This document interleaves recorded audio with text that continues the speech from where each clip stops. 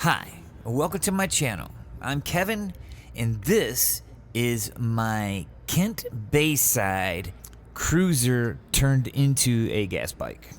I saw the bike at the Goodwill, and I had my eye on making a gas bike pretty soon. And so the price was right for 30 bucks. It looked like it was in pretty great shape, and so I decided to give her a try and make a gas bike out of it. Let's go for a ride, shall we? So, I didn't make any videos building this bike, partially because, well, I just was having fun with it. And I honestly did not think I was going to be sharing my experience. But, after seeing the community and the videos involved in that, I thought it might be fun for me to sort of add my 2 cents too. So, I am just a middle-aged man who is getting back in touch with some of his youth and having a little fun doing it, and just thought I would share my experience with the whole situation. I am not a pro. I've been working on stuff, tinkering my whole life, so it makes sense, you know?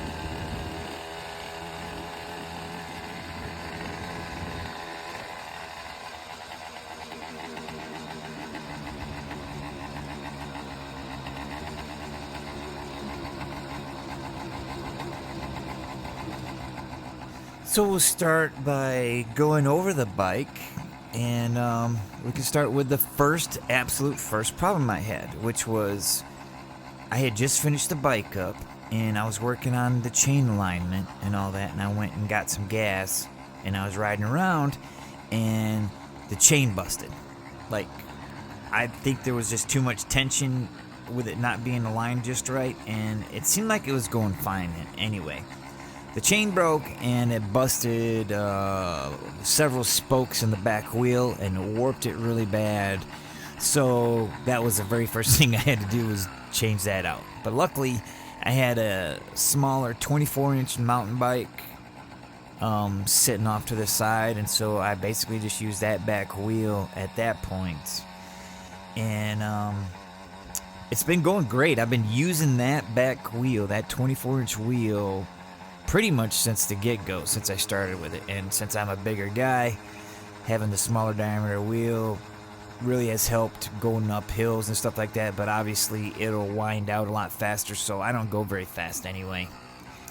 I started this whole process just to test out the waters for building a replica board track racer. So everything I was doing for this is just sort of like me figuring it out and learning on a very cheap basis, so that like when I get ready to build my board tracker, I'll know exactly what I want, how I want to do it, and what everything is. And this has been a very great learning process. Like, learning how to fix it and learning where things go wrong has been awesome, because you know, now I don't have something that's pretty and pristine and expensive that I'm learning on right now. I got this cheap gas bike with a cheap kit, and we're going through the process. So you want to move up to the motor. The motor situation was fine. I got this motor on Amazon for 114 bucks with tax and everything. It was like $134 out the door. It was some no-name brand. Thinking back on it, I probably should have gotten a kit from Bikeberry or something like that, but you know, I got this no-name kit. Said it was 100cc, and it only took me about 6 to 8 hours, if that, to put it all together. I mean, it went really fast. It came with a universal mount for the larger down tube, and I've had issues with chain alignment because of this mount, but that's for a later date. And yeah, so the kit went together really fast and easy, and it really wasn't much to it. I had constant problems with two things: air leaks and that carburetor. But I have upgraded all that, so I just wanted to show you the kit that I had and what it sounded like after I put the kit together. Now you can tell that there are air leaks like crazy. Nothing super major, but it was annoying to say the least. But learning on this was a great way to go. So we worked on getting the air leaks fixed.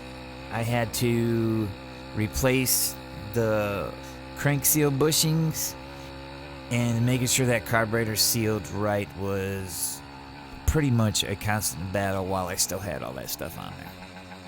But I mean, all in all, I can't really complain too much. It was less than $200 to put this kit together. This was a 7-speed, so I moved the shifter to the left-hand side along with the clutch. And the other thing that I bought was a double pull brake lever. I think it was like 18 bucks or something.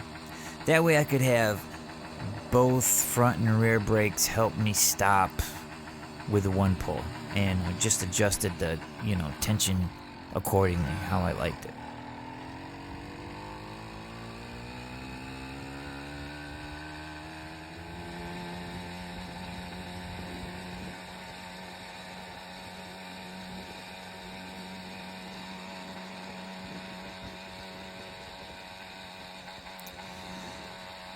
Mind you, throughout this riding video, you'll probably be able to hear the air leaks and all that stuff, but that's fine. That's why I put this out here, is because this is exactly what it sounded like right when I got the kit out of the box, and I kind of wanted to take it and show what it sounded like right out of the box. No extra anything, just obviously fixing that rear wheel, and that's it. So I will leave you to the rest of the video. We'll just cruise around and you guys can take a listen to it and see what you all think, and we will catch you on the next one. Thank you.